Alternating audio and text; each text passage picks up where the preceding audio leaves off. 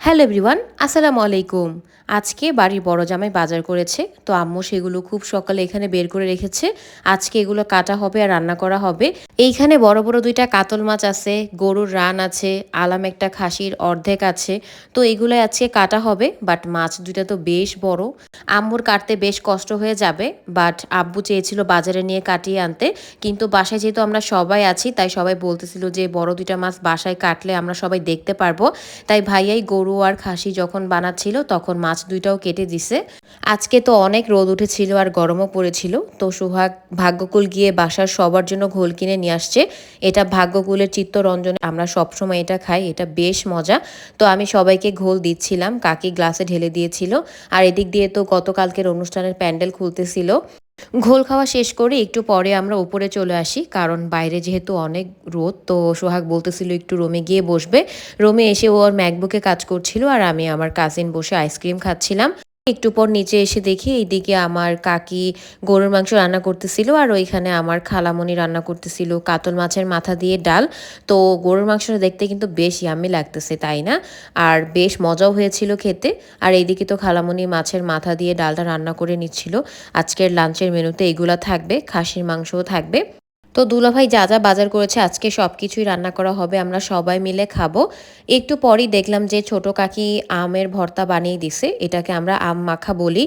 আমের সাথে লেবু পাতা, মরিচ, কাসুন্দি এগুলা দিয়ে মিক্সড করে এরপর হচ্ছে আম ভর্তাটা বানানো হয়েছে। বেশ ভালোই লেগেছিল দুপুরবেলা আম মাখাটা খেতে। আমরা সবাই মিলে এখানে আম মাখা খাচ্ছিলাম।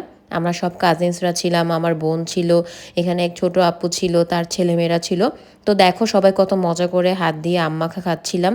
এটা আমাদের গাছের আম, আমাদের বাসায় আম গাছ আছে, সেখান থেকেই পেড়ে হচ্ছে এই আম ভর্তাটা বানানো হয়েছে। অনেকদিন পর যেহেতু বিক্রমপুর এসেছি, আম মাখাটা না খেলে একটা বিগ মিস হয়ে যেত। যেহেতু আমাদের গাছের আম আর এই আম বেশি দিন থাকবেও না। আম মাখা খাওয়ার কিছুক্ষণ পরই আমার বোন আমাদের বাসার সবাইকে ফুচকা ট্রিট দিল।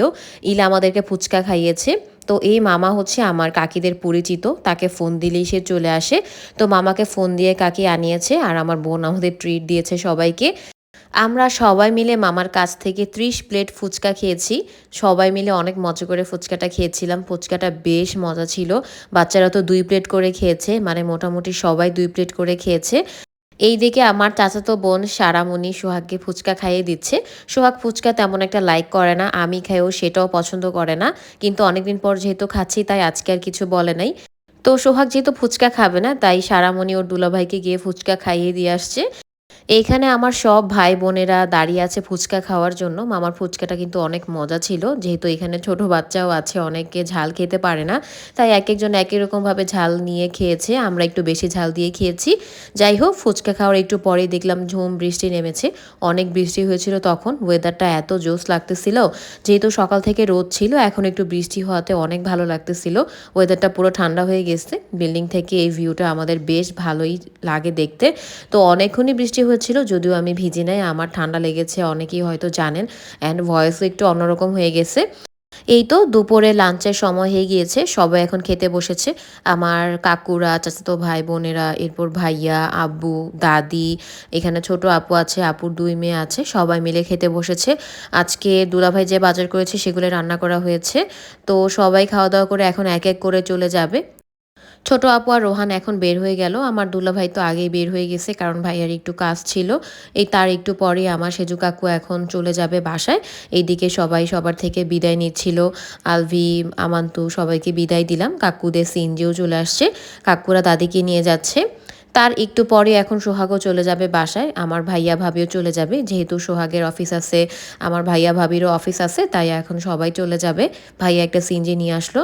সবাই চলে যাওয়ার পর আমি একটু রেস্ট করলাম, শুয়েছিলাম। তারপর পায়েস নিয়ে বসলাম। এটা গতকালকের পায়েস, অনুষ্ঠানের জন্য রান্না করা হয়েছিল।